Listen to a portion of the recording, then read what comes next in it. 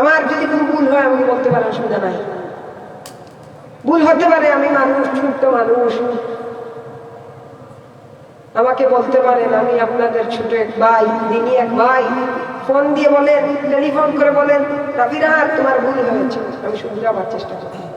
আমি এত বড় মানুষ নই, আমার ভিতরে কোনো ইলম নেই, কালাম নেই, আছে আল্লাহর দয়া, আছে আল্লাহ দয়া। নবীজির শানে রিসালাতের উপরে আলোচনা করতেছি। আমাকে যদি সারা রাত এখানে বসিয়ে রাখা, ইনশাআল্লাহ আমি পারবো, ইনশাআল্লাহ ইনশাআল্লাহ আল্লাহ চাইতে পারবো। এত সময় ধরে আলোচনা করতেছি, পারতেছি না? এটা কি আল্লাহর দয়া না? আমার মতো মানুষ, ছোট্ট মানুষ, এরকম আলোচনা করা কি সম্ভব? এটা হচ্ছে আল্লাহর দয়া। আমার পিছনে দেখে কথা বলে রাফিরা হাত বন্ধ, রাফিরা হাত, আলোচনার কি বয়স হয়েছে? আলহামদুলিল্লাহ আমি হিফজ কমপ্লিট করেছি 2022 সালে, কারিয়ানা কমপ্লিট করেছি 2024 সালে। বর্তমানে আমি আলিম দ্বিতীয় বর্ষে পড়তেছি, অর্থাৎ ইন্টার সেকেন্ড ইয়ারে পড়তেছি। দাখিল পাস করেছি, আলহামদুলিল্লাহ ভালো গ্রেডে পাস করেছি। তো এটা আল্লাহর দয়া। আমার আলোচনা করার পারদর্শিতা ছিল আমি যখন ছোট্ট ছিলাম, ওই ছোট্ট বয়স থেকে এমনটা আল্লাহ আমাকে দিয়ে দিয়েছে, আলহামদুলিল্লাহ। কারণ মানুষের সামনে কথা বলতে অনেকে পারেন না, ভয় পেয়ে যান। আমি অনেক বড় বড় ইলিম বলা শিক্ষিত মানুষ দেখেছি, মানুষের সামনে কথা বলতে পারেন না, ভয় পেয়ে যান, মাইকের সামনে আসলে সবকিছু ভুলে যান। কিন্তু ছোট্ট বয়স থেকে আমি বক্তৃতা দিতে পারদর্শী। যদি চাইতে পারতাম, যদি ধান্দা থাকতো, তাহলে ক্লাস 6-এ যখন পড়ি শিশু বক্তা এনে আমাকে বসিয়ে দিতেন, লক্ষ লক্ষ মানুষ হতো, পকেটে লক্ষ লক্ষ টাকা ঢুকতো, আমার বিল থাকতো 80,000 90,000। জিজ্ঞাসা করেন, উনি আমাকে ফোন দিয়েছেন, আমি কি বলেছি আমার 10,000 12,000 লাগবে? উনাকে জিজ্ঞেস করেন আপনার, আমি আছি, আমি বলেছি যা পারেন দিয়ে দিবেন, কোনো সমস্যা নেই। আমি আমার নবীকে ভালোবাসি, আমি আমার আল্লাহকে ভয় করি, আমি আমার আল্লাহকে ভয় করি, আমি নবীজিকে মহব্বত করি। এই বছর পুরো এই বছর অনেক প্রোগ্রাম করেছি, আমি শাহাদের রিসালাতের উপরে আলোচনা করতেছি, আলহামদুলিল্লাহ। প্রতিদিন 10টা 12টা করে রাসূলুল্লাহ শানে গাই। আল্লাহ আমাকে কবুল করুন, সবাই বলি আমিন। তো যেই কথায় ছিলাম, আমার ভুল হতে পারে, 2 ঘন্টার মধ্যে আমার স্লিপ হতে পারে। আপনি আমাকে ফোন দিয়ে বলুন যে তোমার ভুল হয়েছে, আমার বিরুদ্ধে পোস্ট পাস্ট এগুলা দিয়ে তো আমাকে ছোট করা কোনো মানেই হয় না। আমাকে ছোট করতে পারবে না, আমার ইজ্জত নষ্ট করতে পারবে না। কারণ আল্লাহর রহমত ছাড়া, আল্লাহর মায়া ছাড়া রাফিরা এই চেয়ারে লক্ষ মানুষের সামনে কথা বলা শিখে নাই। রাফিরা এই মজলিসে বসে আপনাদেরকে নিয়ে কুরআন হাদিস থেকে আলোচনা করতেছে, এটা আল্লাহর দয়া, এটা আল্লাহর দয়া ছাড়া আর কিছুই হতে পারে না। সুতরাং আমার বিরুদ্ধে কথা বলে কোনো লাভ নাই, কারণ আল্লাহর দয়া রাফিরাতের উপরে আছে, আল্লাহর দয়া আছে। অনেকে বলেন কণ্ঠসুর, কণ্ঠসুর হলেই বক্তৃতা দেওয়া যায়, কণ্ঠসুর হলেই ওয়াজ। আমার চাইতে কত সুরালা এখনো বাংলাদেশে আছে না নাই? কিন্তু এই জায়গায় এনে বসান, দেখি কত সময় আলোচনা করতে পারে। আমার বসে আমার উস্তাদ শহতুল্লাহ আলিমা দিন বসে আছে, সামনে পাশে অনেক আলিম উলামা হাফিজে কুরআন আছে। আমি কি কুরআনের আয়াতের বাইরে কিছু বলেছি? হাদিসের বাইরে কিছু বলেছি? আমি তো বলি না। হাসি তামাশাও আমি জানি, আমি কি হাসি তামাশা করেছি? একবারও কি হাসি তামাশা করেছি? তাহলে কেন আমার কথা বলছি? আমি রাসূল চাই, আমি আল্লাহ চাই, কারো বিরুদ্ধে আমি কথা বলি না, আমি আমার নবীজির শানে কথা বলেন, ঠিক? আলহামদুলিল্লাহ এ পর্যন্ত আমি রাসূলুল্লাহর শানে অনেকগুলা নাচ, নবীর শান, দুনিয়ার জমিনে যত মানুষ নবীজির শান পর্যন্ত গেয়েছে, নবীজির শান পর্যন্ত গেয়েছে, এদেরকে আল্লাহ দামি। আমি আমার আল্লাহর দয়ার ভিখারি, আমি আমার নবীর প্রেমের ভিখারি, আমি রাসূল চাই, আল্লাহ চাই, দুনিয়ার কিছুই আমি চাই না। আমি যদি টাকা চাইতাম, আমি গান গাইতে পারদর্শী, আমি গান গাইতে পারতাম। আজকে যদি গানের স্টেজে রাফিরা গান গাইতো, লক্ষ মানুষের সমাগম হয়ে যেত, রাফিরা সেলিব্রিটিত্ব থাকতো, রাফিরা পিছনে গান থাকতো। কিন্তু আমি এই পথে যাই নাই, আমার কণ্ঠ সুন্দর, আমি চাইলে গান গাইতে পারতাম। নবীজি বললেন, তোমরা এক একজনের জন্য বিশুকিয়া করে তোমরা স্বর্ণ দিতে হবে, এক একজনের জন্য কিছু জরিমানা নবীজি ধার্য করলেন, এক একজনের জন্য আলাদা আলাদা করে। কিতাবের মধ্যে লেখা আছে পৃথক পৃথক ভাবে আল্লাহ নবীজি তাদের উপরে জরিমানা বর্তায়া দিলেন।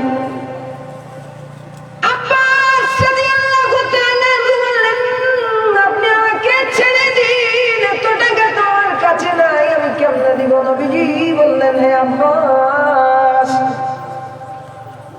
তুমি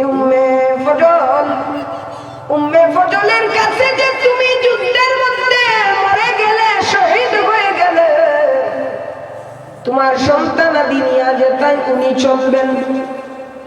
তোমার সন্তানাদির জন্য যে খরচগুলা তিনি খরচ করবেন, যে টাকাগুলা তুমি উম্মে ফজল তোমার স্ত্রীর কাছে দিয়ে এসেছিলে, ওই টাকাগুলা দিলেই তো তোমাকে আমি মুক্তি দিয়ে দেব। সুবহানাল্লাহ। হযরত আব্বাস বলেন, নবীজি ও মায়ার নবীজি, আল্লাহু আকবার। আরে আপনারা তো আশিকের রাসূল, আপনারা কেমন আওয়াজ দেন? উচ্চ আওয়াজে বলে আল্লাহু আকবার। হযরত আব্বাস বলেন, নবীজি মায়ার নবীজি, ও নবীজি আপনি কেমন করে জানলেন? আমি আমার স্ত্রীর কাছে টাকা রেখে এসেছিলাম গো, কিছু অর্থ সম্পদ রেখে এসেছিলাম। আকাশের প্রভু ছাড়া আমি আর আমার স্ত্রী ছাড়া ওই টাকার কথা তৃতীয় কোনো ব্যক্তি জানে না। আপনি কেমনে জানলেন?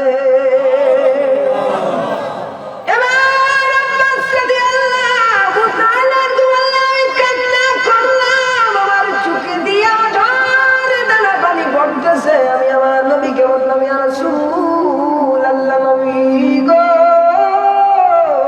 মায়ার নবীজি, ও নবীজি গো, আপনি নিশ্চয়ই আল্লাহর প্রেরিত নবী।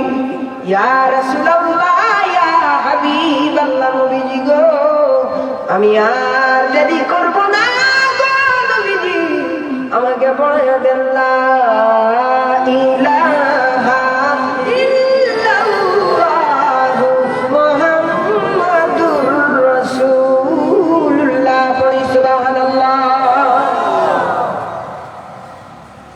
বদরের যুদ্ধের সময় আমার নবীজি সাহাবীদেরকে দেখাচ্ছেন এই জায়গায় কাফেররা মরবে।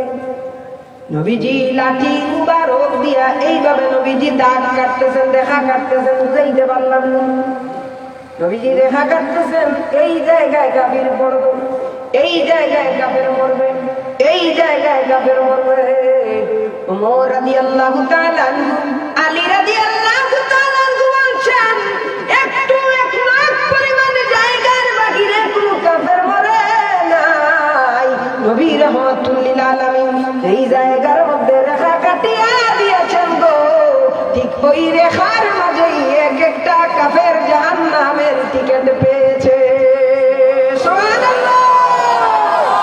আপনি মাওলা কা প্যারা মারা নবী, আপনি মাওলা কা প্যারা हमारा नबी, दोनों आलम का दुल्हा हमारा नबी, सबसे आला आलम हमारा नबी, सबसे आला आला हमारा नबी। पढ़ी अल्लाहु अकबर। এখন নবী গায়েব জানে কি নবী গায়েব জানে না? নবী গায়েব জানে আল্লাহ যতটুকু জানাইছে। সুবহানাল্লাহ। নবী গায়েব জানে আল্লাহ যতটুকু জানাইছে। সুবহানাল্লাহ। ওই নবীর কেমন মর্যাদা আমার আল্লাহ দিলেন গো, যে নবীর হাতে তো বরকত দিলেন। উম্মে মাহবুবের নবীজি যখন হিজরত করতেছিলেন, উম্মে মাহবুব নামক এক মহিলার বাড়ির মধ্যে নবীজি উঠলেন।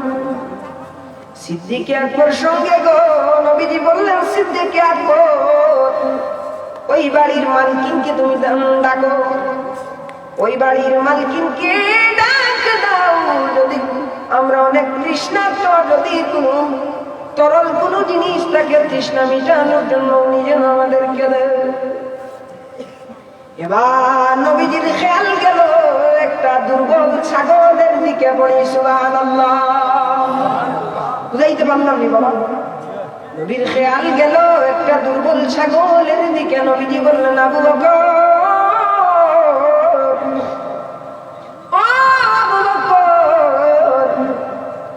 তুমি ওই মহিলাকে বলো যে তার যদি ইচ্ছা হয় তাইলে ওই ছাগলের কাছ থেকে আমরা দুধ গ্রহণ করবো।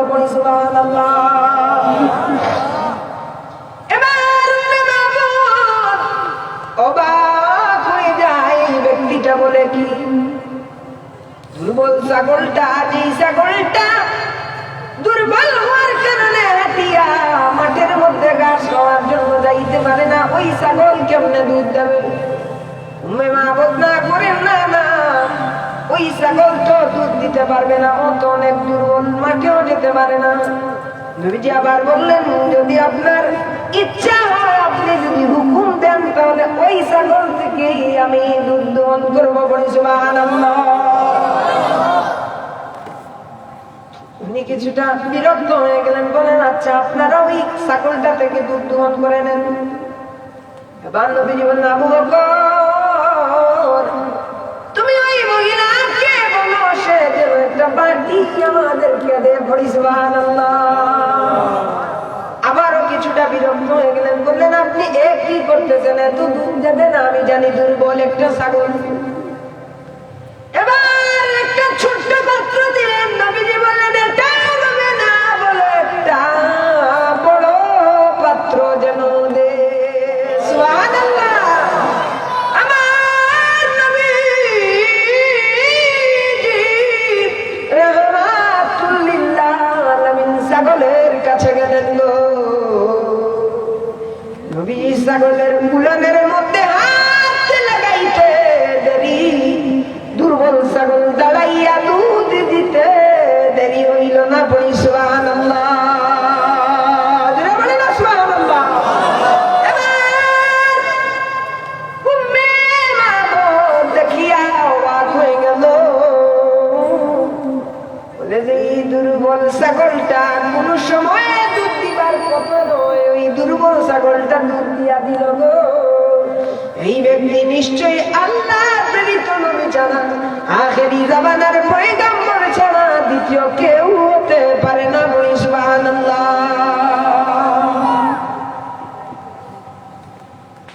বাবারে আমার এই নবীর ইজ্জত আল্লাহ এমন দিলেন যে নবীজি যদি কোন রাস্তা দিয়ে আইটা যাইতেন, নবীর সম্মানার্থে আকাশে মেঘমালা এসে আমার নবীর মাথার উপরে ছায়া দিয়া যাইত। বলি সুবহানাল্লাহ।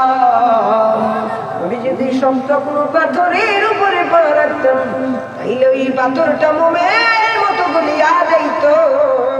আমার নবী রাহমাতুল লিল আলামিনের হাতে, আমার নবী রাহমাতুল লিল আলামিনের तमाम কিছুর মধ্যে আল্লাহ তো বারাকাত দিলেন গো।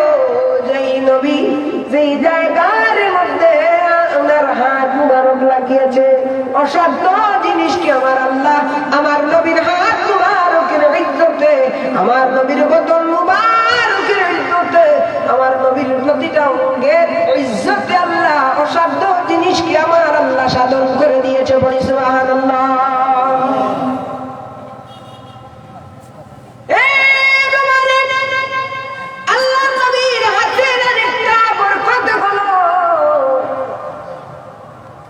সালমান ফারসি রাদিয়াল্লাহু তাআলা আনহু যখন সালমান ফারসি রাদিয়াল্লাহু তাআলা আনহু ঈমান আনার জন্য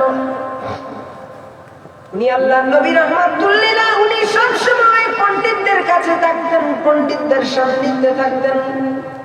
এক পণ্ডিতকে উনি জিজ্ঞাইলেন যে আপনার সান্নিধ্যের পরে আমি কার কাছে যাব? উনি বললেন সালমান ফারসি রাদিয়াল্লাহু তাআলা আনহু অনেক লম্বা হায়াত আল্লাহ রাব্বুল আলামিন দিয়েছিলেন। উনি বলছেন আপনার সান্নিধ্যের পরে আমি কার কাছে যাব? এই এই তুমি উঠো না ভাই, মাঝখানে উঠে যাও। আপনার সান্নিধ্যের পরে আমি কার কাছে যাব? ওই পাদ্রীটা, ওই পণ্ডিতটা বলে যেমন একজন মানুষ আসবে, যার চেহারা চাঁদের চাইতে আরো উজ্জ্বল হবে, যিনি হাদিয়া কবুল করবেন, যিনি সদকা খাবেন না, পড়ি সুবহানাল্লাহ। মক্কার জমিনে নবী রাহমাতুল লিল আলামিনের নবুয়ত প্রাপ্তির পরে উনি মক্কার জমিনের মধ্যে আমার নবীর কাছে গেলেন। আমার নবীর কাছে গিয়া কিছু খাবার দিয়ে গিয়ে বললেন, এই সদকাটুকু আমি দিলাম, এই সদকাটুকু আপনি আল্লাহর ওয়াস্তে কবুল করুন, পড়ি সুবহানাল্লাহ। নবীজি নিজে না খাইয়া সাহাবীদের মধ্যে বন্টন করিয়া দিলেন। উনি বললেন, না না, আমার একটা প্রশ্নের উত্তর আমি পেয়ে গেছি, সুবহানাল্লাহ। উনি দ্বিতীয়ত আবার কিছু খাবার নিয়ে আসিয়া নবীর দরবারে হাজির হয়ে বললেন, ইয়া রাসূলুল্লাহ, ইয়া হাবিবাল্লাহ, আপনি হাদিয়াটুকু কবুল করুন। নবীজি নিজে সহ तमाम সাহাবীদেরকে নিয়ে সেই খাবারগুলা খাইলেন, পড়ি সুবহানাল্লাহ। উনি মনে মনে ভাবলেন, ইনি আল্লাহর প্রেরিত পয়গম্বর মুহাম্মদ আরবী সাল্লাল্লাহু আলাইহি ওয়াসাল্লাম, যে মুহাম্মদুর রাসূলুল্লাহ সাল্লাল্লাহু আলাইহি ওয়াসাল্লাম। কারণ আমার দুটোটা প্রশ্নের উত্তর আমি পেয়ে গেছি, পড়ি সুবহানাল্লাহ।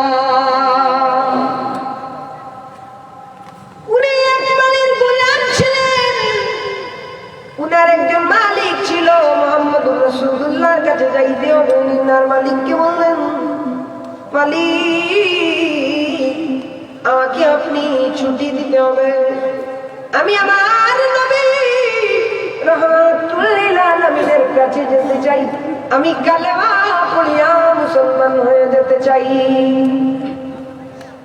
মালিক বলে উঠলেন,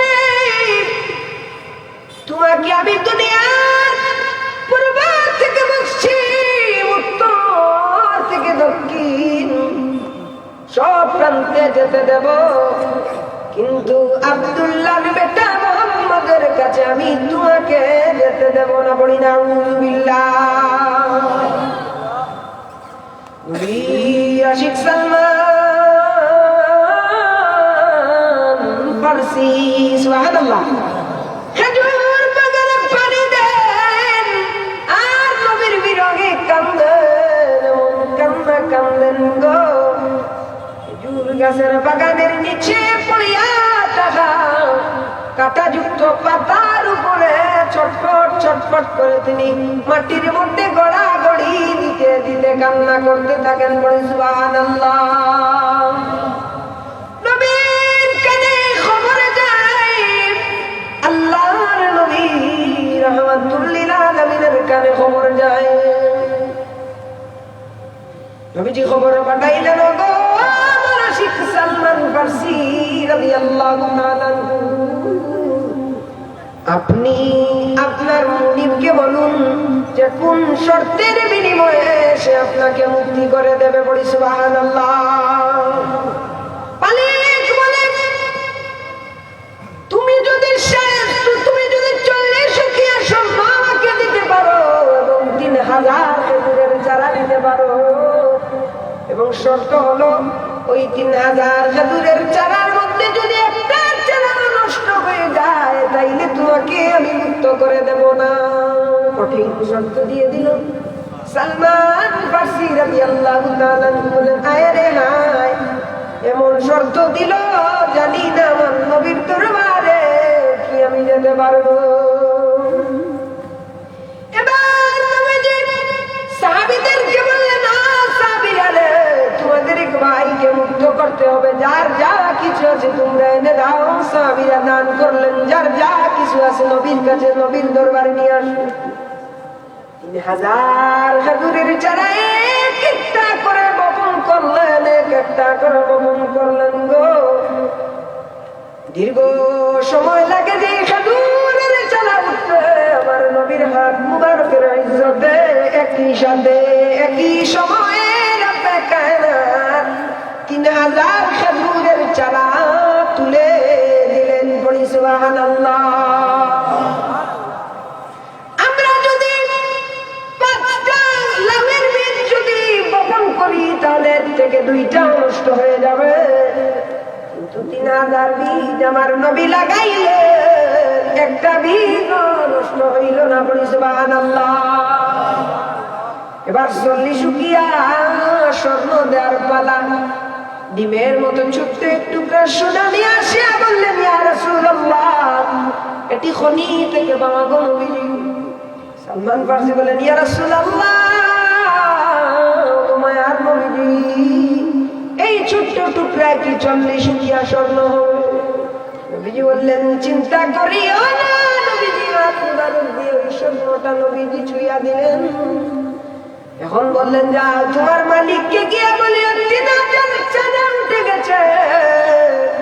এখন গিয়া এটা বলিও যে মাপিয়া দেখতে কত উকিয়া স্বর্ণ হয়েছে, বলি সুবহানাল্লাহ। ছোট্ট ডিমের মতো স্বর্ণের টুকরা 40 শুকিয়া হওয়ার কথা নয়। ছোট্ট ডিমের মতো স্বর্ণের টুকরা 40 শুকিয়া হওয়ার কথা নয়। নবীজি হাত মুবারক লাগাইয়া দিলেন। সালমান ফারসির মালিক এটা মাপতে শুরু করলেন।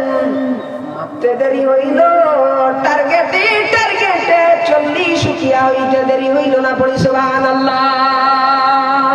শর্ত পূরণ হয়ে যায়। আল্লাহর নবীর সাহাবী হযরত সালমান ফারসি রাদিয়াল্লাহু তাআলা আনহুর মুক্তির ব্যবস্থা হয়ে যায়, পড়ি সুবহানাল্লাহ। এটা পড়ি না সুবহানাল্লাহ।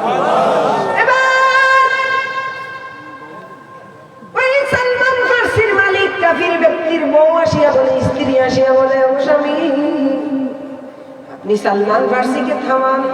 কেন থামাবো? সালমান ফারসি যাকে পেতে চায় কোন সাধারণ মানুষ নয়। এ নিশ্চয়ই একজন হক্কানি মানুষ, এ নিশ্চয়ই আল্লাহর প্রেরিত রাসূল। কারণ দুনিয়ার কোন সাধারণ মানুষ এটা করতে পারে না। সালমান ফারসিকে, সালমান ফারসির সাথে আমরাও যাই, সেই নবীর দরবারে আমরাও হাজির হয়ে যাই, পড়ি সুবহানাল্লাহ। সালমান ফারসি মালিক কান্দে, নবী গো, আমার নবী, ইয়া রাসূলুল্লাহ, কত বেয়াদবি করেছি গো নবীজি আপনার সাথে। নবী গো, কত বেয়াদবি করেছি আপনার সাথে গো নবী।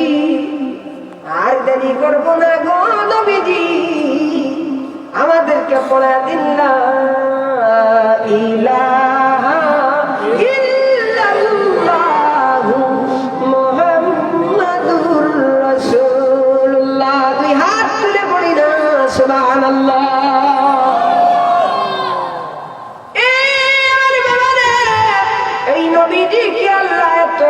দিলেন, এত মর্যাদা দিলেন গো। এই নবী রহমাতুল আলামিন হাত তুলেছেন, আকাশের চন্দ্রকে আল্লাহ ডুবাক করে দিয়েছেন। যেই নবী হাত দিয়ে ইশারা করেছেন, ডুবন্ত সূর্য আল্লাহ তুলে দিয়েছেন। যেই নবী রহমাতুল আলামিন পা মুবারক তুলেছেন, আল্লাহ আল্লাহর আরশে আজিমের মধ্যে উঠিয়ে নিয়েছেন, সুবহানাল্লাহ। মদিনার গোলামি আমায় দে, ও মওলা মোরে, মদিনার গোলামি আমায় দে। আমরা মদিনার গোলাম হতে চাই কি চাই না? মদিনার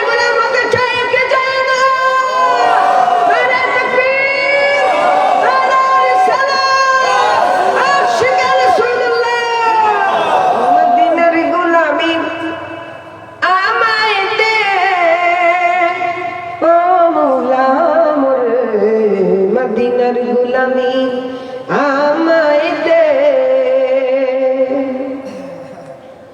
ধন চাই না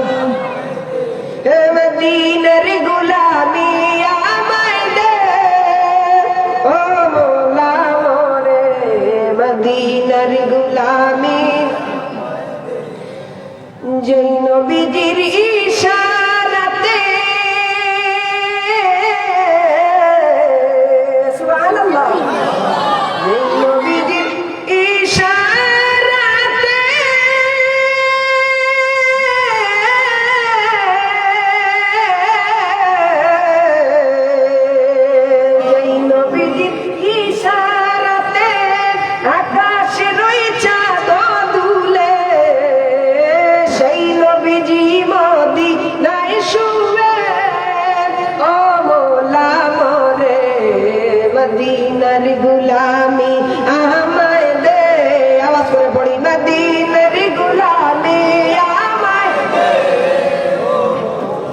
মোরে মদিনার গুলামি আমায় দে, মদিনার গুলামি আমায় দে, ও মোলা মোরে মদিনার গুলামি আমায়, কত আশিক যায় মদিনায়, নূর নবীকে সালাম জানায়, ইয়া রাসূলুল্লাহ। কত আশিক যায় মদিনায়,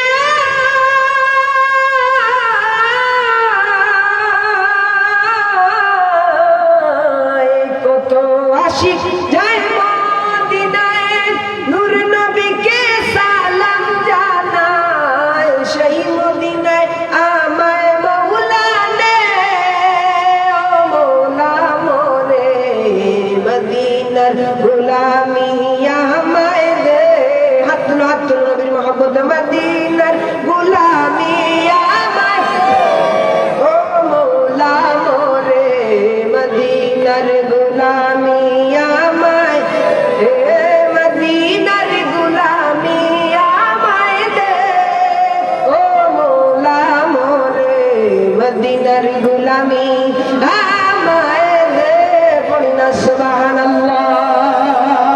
আওয়াজ করে পড়ি ইয়া রাসূলুল্লাহ। ভালো লাগতেছে না খারাপ লাগতেছে বাবাজি? আল্লাহর নবী দু জাহানের বাদশা নবী রাহমাতুল লিল আলামিনকে আমার আল্লাহ এই পরিমাণের ইজ্জত দান করলেন। সুফিয়া বিনতে আবু তালিব বলে, গো নবীজির জন্মের সময় আমি কিছু আশ্চর্যজনক ঘটনা আমি লক্ষ্য করলাম, পড়ি সুবহানাল্লাহ। সুফিয়া বিনতে আবু তালিব নবীজির ফুফু বলেন, মুহাম্মদুর রাসূলুল্লাহ যখন দুনিয়া জমিনের মধ্যে তাশরীফ আনলেন, আমাদের ঘরের মধ্যে আলো ছিল, সেই আলো দিয়ে আমরা বেশি দেখতে পারি নাই, আমরা বেশি দেখতে পারি নাই, কিন্তু মুহাম্মদুর রাসূলুল্লাহ দুনিয়া জমিনের মধ্যে যখন তাশরীফ আনছে, আল্লাহর নবী দুনিয়ার জমিনের মধ্যে যখন তাশরীফ আনেছে, গো পূর্ণিমার চাঁদের চাইতে আরো উজ্জ্বল আলো আমার মুহাম্মদুর রাসূলুল্লাহ সাল্লাল্লাহু আলাইহি ওয়াসাল্লামের বদন মুবারকের নূরে আলোকিত হয়ে গেল, পড়ি সুবহানাল্লাহ।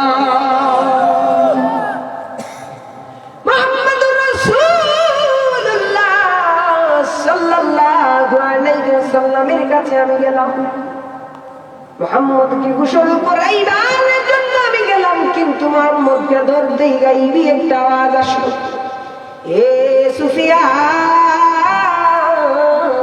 কষ্ট করিয়া গোসল দেওয়াইবার কোনো কারণ নাই, কারণ আমার হাবিবুল্লাহ মুহাম্মদুর রাসূলুল্লাহকে আমি আল্লাহ রাব্বুল আলামিন আমি জান্নাতি পানি দিয়ে আমার হাবিবকে দুনিয়ার জমিনের মধ্যে পাঠিয়েছি, বলি সুবহানাল্লাহ। সুফিয়া বিনতে আবু তালিব তিনি বলতেছেন, মুহাম্মদুর রাসূলুল্লাহ সাল্লাল্লাহু আলাইহি ওয়াসাল্লামের কাছে আমি গেলাম, একটা জিনিস দেখে আমি অবাক হয়ে গেলাম, দুনিয়ার तमाम শিশুর শরীর থেকে রক্ত পাওয়া যায়, तमाम শিশু যখন জন্মগ্রহণ করে গো শরীর থেকে দুর্গন্ধ বাহির হয়, কিন্তু মুহাম্মদুর রাসূলুল্লাহ সাল্লাল্লাহু আলাইহি ওয়াসাল্লামের কাছে এমন ঘ্রাণ আমি পাইলাম, যেই ঘ্রাণ জীবনে কোনোদিন আমার শুকা হয় নাই, বলি সুবহানাল্লাহ। আমি মুহাম্মদের কাছে গেলাম ছেলে নামে গেল সেটা দেখার জন্য, দুনিয়ার तमाम শিশুরা খতনা ছাড়া অবস্থায় দুনিয়ার জমিনে আসে, মুহাম্মদুর রাসূলুল্লাহ দুনিয়ার জমিনে কে যেন খতনা দিয়া দুনিয়ার জমিনের মধ্যে পাঠিয়েছে, বলি সুবহানাল্লাহ। মুহাম্মদের কাছে গেলাম, তিনি বলেন গো, তিনি সিজদা দিয়ে দিলেন। সিজদা থেকে উঠার পরে তিনি যখন মাথা তুললেন, স্পষ্ট আমি শুনতে পাইলাম তিনি পড়তেছেন লা ইলাহা ইল্লাল্লাহু ইন্নী রাসূলুল্লাহ। সুবহানাল্লাহ। নবীজি দাদা আব্দুল মুত্তালিব বলেন আমি কাবা ঘরের পাশে ছিলাম, কাবার পাশে ছিলাম। আমি দেখলাম যে হঠাৎ করে গাছগুলা ঝুঁকে গেছে, হঠাৎ করে কাবার চারপাশ থেকে আইবে এক আওয়াজ আসলো যে আজকে আমি শিরিক মুক্ত হয়ে গেলাম, আজকে আমি কুফর মুক্ত হয়ে গেলাম। আচানক দেখতে পাইলাম যত মূর্তি কাবার পাশে ছিল গো, তাম মূর্তি লাত মানাত হুজ্জা কুবল তোটা মূর্তি সব বড় বড় মূর্তিগুলা অটোমেটিকলি ভেঙে মাটির সাথে মিশে গেল। সুবহানাল্লাহ। আমি সাফা পাহাড়ের মধ্যে গেলাম, সাফা পাহাড়ের উপরে আমি যখন উঠলাম সেখানে আমি হইচই শুনতে পেলাম। আমি দেখতে পাইলাম পাখিরা যেন কুহু কুহু বলে মধুর সুরে সুরে গান গাইয়া গাইয়া উপরে ফুল লইয়া ঘুরতেছে। আমি ঘরের মধ্যে চলিয়া গেলাম, আমি জিগাইলাম দরজাটা খোলা। আমি গিয়া পাইলাম দরজাটা খোলা। আমি জিগাইলাম কি হয়েছে, আমি জিগাইলাম কি হয়েছে। আমাকে জবাব দেওয়া হইল আপনার নাতি ফুটফুটে চাঁদের চাইতে সুন্দর এক শিশু দুনিয়ার জমিনের মধ্যে তাশরীফ এনেছে। বলি সুবহানাল্লাহ। নবীজি দুনিয়ার জমিনের মধ্যে যখন তাশরীফ আনলেন গো, জঙ্গলের পূর্ব প্রান্তের প্রাণী পশ্চিম প্রান্তের প্রাণীকে বলতে থাকে, উত্তর প্রান্তের প্রাণী দক্ষিণ প্রান্তের প্রাণীকে বলতে থাকে তোরা দেখে যা আমেনা মায়ের কুলে, তোরা দেখে যা আমেনা এ মধু পূর্ণিমারি সেটা চাঁদ দুলে, মধু পূর্ণিমারি সেটা চাঁদ দুলে, যেন উষারি কুলে রঙি দুলে, তোরা দেখে যা আমেনা মায়ের কুলে, তোরা দেখে যা আমেনা। তার আগমনে মারহাবা বলে, তার আগমনে মারহাবা বলে উঠলো গিয়ে খুদার সৃষ্টি শুয়ে, তোরা দেখে যা আমেনা মায়ের কুলে। পড়ি সুবহানাল্লাহ। সবাই পড়ি ইয়া রাসূলুল্লাহ। আল্লাহ নবী রাহমাতুল লিল আলামিন যখন আস্তে আস্তে বড় হইতে লাগলেন, তায়েফে জমিনের মধ্যে নবীজি গেলেন হযরতে হালিমাতুস সাদিয়ার সঙ্গে। বলি সুবহানাল্লাহ। হযরতে হালিমা রাদিয়াল্লাহু তাআলা আনহা বলে ও দুনিয়ার মানুষেরা, মুহাম্মদুর রাসূলুল্লাহকে যে সময় থেকে আমি কুলের মধ্যে নিয়েছি, ওই সময় থেকে আল্লাহর রহমতের বারিশের ঝড়ের নিচে আমি ঢুকে গেছি। বলি সুবহানাল্লাহ। দুর্বল বাহন নিয়ে মক্কার জমিনে আসলাম, হাঁটতে পারে না, চলতে পারে না। মুহাম্মদকে কুলে নিয়ে যেমনি ওই বাহনের মধ্যে উঠলাম, বাহনটা এমন সবল হয়ে গেল যে তড়িৎ গতিতে সুস্থ প্রাণী যেভাবে চলে সেইভাবে আমার বাড়িতে আমাকে পৌঁছিয়ে দিল। পড়ি সুবহানাল্লাহ। বাড়ির মধ্যে গেলাম, একটা উটনি ছিল, যে উটনির দুধের স্তনটা শূন্য ছিল, সে দুধ দিতে পারে না, বুড়া হয়ে গেছে। মুহাম্মদকে নিয়ে যাওয়ার সঙ্গে সঙ্গে ওই উটের দুধের স্তনটা দুধে পরিপূর্ণ হয়ে গেছে। বলি সুবহানাল্লাহ।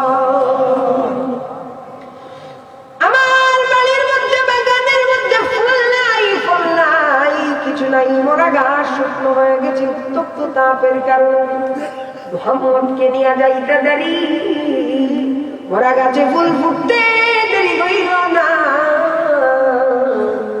মরা গাছে ফল ধরতে দেরি হইল না, মুহাম্মদকে নিতে দেরি, সমস্ত কিছু আল্লাহর রহমতের বৃষ্টিতে ভিজতে দেরি হইল না।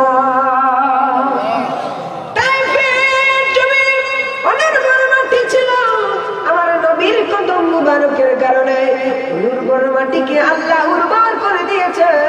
আমার নবী যেদিন থেকে তায়েফের জন্য গেলেন, ওই দিন থেকে গোটা তায়েফের রব্বে কায়নাত আল্লাহর রহমতের চাদর দিয়ে আবৃত করে নিয়েছে। আজ পর্যন্ত তায়েফের মতো পৃথিবীর কোথাও এত শান্তি নাই, সুখ নাই। কেন নাই? কারণ মুহাম্মদুর রাসূলুল্লাহ রহমত, মুহাম্মদুর রাসূলুল্লাহর আজমত প্রথমে তায়েফের জমিন থেকে প্রকাশিত হয়েছে। বলি সুবহানাল্লাহ। নবীজি আস্তে আস্তে বড় হতে লাগলেন। নবীজি এত সুন্দর। হযরতে হালিমাতুস সাদিয়া বলে, ও শায়মা, নবীজির দুধ বোনের নাম ছিল শায়মা। বললেন, শায়মা গো, আমার মুহাম্মদ যেন রুদ্রের মধ্যে না নামে। এত সুন্দর ছেলে যদি রুদ্রের মধ্যে নামে গো, কালো হয়ে যাবে। তুমি খেয়াল রাখিও মুহাম্মদুর রাসূলুল্লাহ যেন রুদ্রের মধ্যে না নামে। সুবহানাল্লাহ। হঠাৎ করে একদিন মুহাম্মদুর রাসূলুল্লাহ সাল্লাল্লাহু আলাইহি ওয়াসাল্লাম শায়মা কুলে করে নিয়ে মাটির মধ্যে ছাগল চড়ানোর জন্য নবীজিকে নিয়ে গেলেন। পড়ি সুবহানাল্লাহ। হযরতে আলী মাটির মধ্যে গেলেন, শায়মাকে বললেন, শায়মা গো, তোমাকে না করলাম মুহাম্মদকে নিয়ে তুমি মাটির মধ্যে না আসলে, তুমি মাটির মধ্যে কেন আসলে? শায়মা ডেকে বলে, মা গো,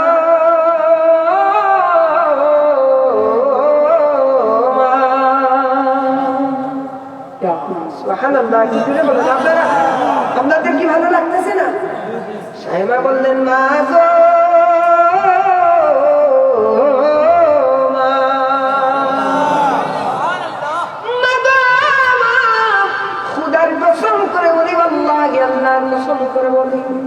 বাড়ি থেকে নিয়ে আমার পর্যন্ত আসলাম, যত সময় পর্যন্ত আসলাম, হাঁটিয়ে হাঁটিয়ে আসলাম গো। উপরের দিকে ছেড়ে দেখলাম মুহাম্মদকে কুলে করে নিয়ে যত সময় পর্যন্ত হাঁটিলাম, এক টুকরা মেঘমালা মুহাম্মদের মাথার উপরে এসে ছায়া দিতে আমি দেখলাম। রাস্তা দিয়া নূরের নবী হতেনে চলমান, রাস্তা দিয়া নূরের নবী হতেনে চলমান। খুদার হুকুম পেয়ে মেঘে, খুদার হুকুম পেয়ে মেঘে ছায়া করতো দান। বলো নবীজি ঈমান শুনো, ঈমান শুনো।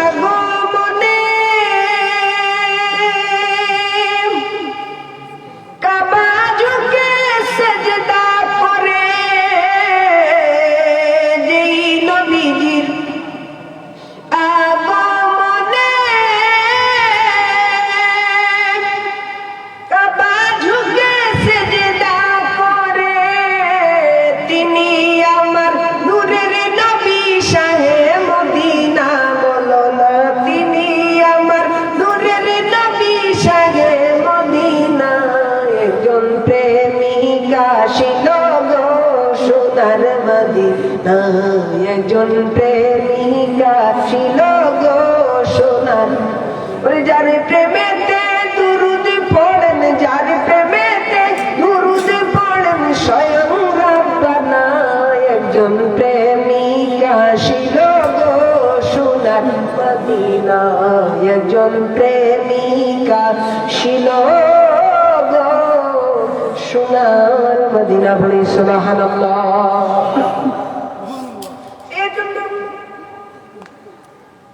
এই জন্য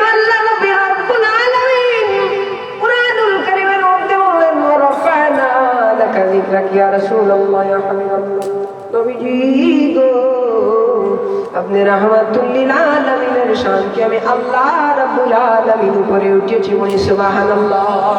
বাবা কুরআন হাদিস ভিত্তিক চলতেছে তো ইনশাআল্লাহ। আমার যদি কোনো ভুল হয় আমাকে বলতে পারেন, অসুবিধা নাই। ভুল হতে পারে, আমি মানুষ, ছোট্ট মানুষ, আমাকে বলতে পারেন। আমি আপনাদের ছোট এক ভাই, দিনী এক ভাই। ফোন দিয়ে বলেন, টেলিফোন করে বলেন রাবিরা তোমার ভুল হয়েছে, আমি শুধরাবার চেষ্টা করি। আমি এত বড় মানুষ নই, আমার ভিতরে কোনো ইলম নেই, কালাম নেই, আছে আল্লাহর দয়া, আছে আল্লাহ মায়া। নবীজির শানের রিসালাতের উপরে আলোচনা করতেছি। আমাকে যদি সারা রাত এখানে বসিয়ে রাখা হয়, ইনশাআল্লাহ আমি পারবো, ইনশাআল্লাহ ইনশাআল্লাহ আল্লাহ চাইতে পারবো। এত সময় ধরে আলোচনা করতেছি, পারতেছি না? এটা কি আল্লাহর দয়া না? আমার মতো মানুষ, ছোট্ট মানুষ, এরকম আলোচনা করা কি সম্ভব? এটা হচ্ছে আল্লাহর দয়া। আমার পিছনে অনেকে কথা বলে রাবিরা হাত বন্ধ, রাবিরা হাত, আলোচনার কি বয়স হয়েছে? আলহামদুলিল্লাহ আমি হিফজ কমপ্লিট করেছি 2022 সালে, কারিয়ানা কমপ্লিট করেছি 2024 সালে। বর্তমানে আমি আলিম দ্বিতীয় বর্ষে পড়তেছি, অর্থাৎ ইন্টার সেকেন্ড ইয়ারে পড়তেছি। দাখিল পাস করেছি আলহামদুলিল্লাহ, ভালো গ্রেডে পাস করেছি। তো এটা আল্লাহর দয়া। আমার আলোচনা করার পারদর্শিতা ছিল আমি যখন ছোট্ট ছিলাম, ওই ছোট্ট বয়স থেকে এই নিয়ামতটা আল্লাহ আমাকে দিয়ে দিয়েছে আলহামদুলিল্লাহ। কারণ মানুষের সামনে কথা বলতে অনেকে পারেন না, ভয় পেয়ে যান। আমি অনেক বড় বড় ইলিম ওয়ালা শিক্ষিত মানুষ দেখেছি মানুষের সামনে কথা বলতে পারেন না, ভয় পেয়ে যান, মাইকের সামনে আসলে সবকিছু ভুলে যান। কিন্তু ছোট্ট বয়স থেকে আমি বক্তৃতা দিতে পারদর্শী। যদি চাইতে পারতাম, যদি ধান্দা থাকতো, তাহলে ক্লাস 6-এ যখন পড়ি শিশু তত্ত্বায়নে আমাকে বসিয়ে দিতেন, লক্ষ লক্ষ মানুষ হতো, পকেটে লক্ষ লক্ষ টাকা ঢুকতো, আমার বিল থাকতো 80,000 90,000। জিজ্ঞাসা করেন, উনি আমাকে ফোন দিয়েছে, আমি কি বলেছি আমার 10,000 12,000 লাগবে? উনাকে জিজ্ঞেস করেন আপনার, আমি আছি, আমি বলেছি যা পারেন দিয়ে দিবেন, কোনো সমস্যা নেই। আমি আমার নবীকে ভালোবাসি, আমি আমার আল্লাহকে ভয় করি, আমি আমার আল্লাহকে ভয় করি, আমি নবীজিকে মহব্বত করি। এই বছর অনেক প্রোগ্রাম করেছি, আমি শাহের রিসালাতের উপরে আলোচনা করতেছি আলহামদুলিল্লাহ। প্রতিদিন 10টা 12টা করে রাসূলুল্লাহ শানে গাই। আল্লাহ আমাকে কবুল করুন, সবাই বলি আমিন।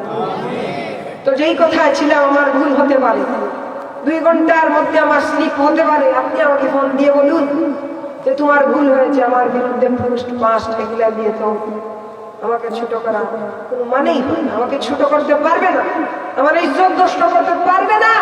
কারণ আল্লাহর রহমত ছাড়া, আল্লাহর মায়া ছাড়া রাবিরা এই চেয়ারে লক্ষ মানুষের সামনে কথা বলা শিখে নাই। রাবিরা এই মজলিসে বসে আপনাদেরকে নিয়ে কুরআন হাদিস থেকে আলোচনা করতেছে, এটা আল্লাহর দয়া। এটা আল্লাহর দয়া ছাড়া আর কিছুই হতে পারে না। সুতরাং আমার বিরুদ্ধে কথা বলে কোনো লাভ নাই, কারণ আল্লাহর দয়া রাবিরাতের উপরে আছে, আল্লাহর দয়া আছে। অনেকে বলেন কণ্ঠসুর হলেই বক্তৃতা দেওয়া যায়, কণ্ঠসুর হলেই ওয়াজ। আমার চাইতে কত সুরালা এখনো বাংলাদেশে আছে না নাই? কিন্তু এই জায়গায় বসান দেখি কত সময় আলোচনা করতে পারে। আমার পাশে আমার উস্তাদ শহতুল্লাহ আলিম দিন বসে আছে, সামনে পাশে অনেক আলিম উলামা হাফিজে কুরআন আছে। আমি কি কুরআনের আয়াতের বাইরে কিছু বলেছি? হাদিসের বাইরে কিছু বলেছি? আমি তো বলি না। হাসি তামাশাও আমি জানি, আমি কি হাসি তামাশা করেছি? একবারও কি হাসি তামাশা করেছি? তাহলে কেন আমার কথা বলছি? আমি রাসূল চাই, আমি আল্লাহ চাই, কারণ বিরুদ্ধে আমি কথা বলি না। আমি আমার নবীজির শানে কথা বলেন, ঠিক আলহামদুলিল্লাহ। এ পর্যন্ত আমি রাসূলুল্লাহর শানে অনেকগুলা নাচ নবীর শান, দুনিয়ার জমিনে যত মানুষ নবীজির শান পর্যন্ত গেয়েছে, নবীজির শান পর্যন্ত গেয়েছে, এদেরকে আল্লাহ দামি। আমি আমার আল্লাহর দয়ার ভিখারি, আমি আমার নবীর প্রেমের ভিখারি। আমি রাসূল চাই, আল্লাহ চাই, দুনিয়ার কিছুই আমি চাই না। আমি যদি টাকা চাইতাম, আমি গান গাইতে পারদর্শী, আমি গান গাইতে পারতাম। আজকে যদি গানের স্টেজে রাবিরা গান গাইতো, লক্ষ মানুষের সমাগম হয়ে যেত, রাবিরা তার সেলিব্রিটিত্ব থাকতো, রাবিরা পিছনে গান থাকতো। কিন্তু আমি এই পথে যাই নাই, আমার কণ্ঠ সুন্দর, আমি চাইলে গান গাইতে পারতাম, কিন্তু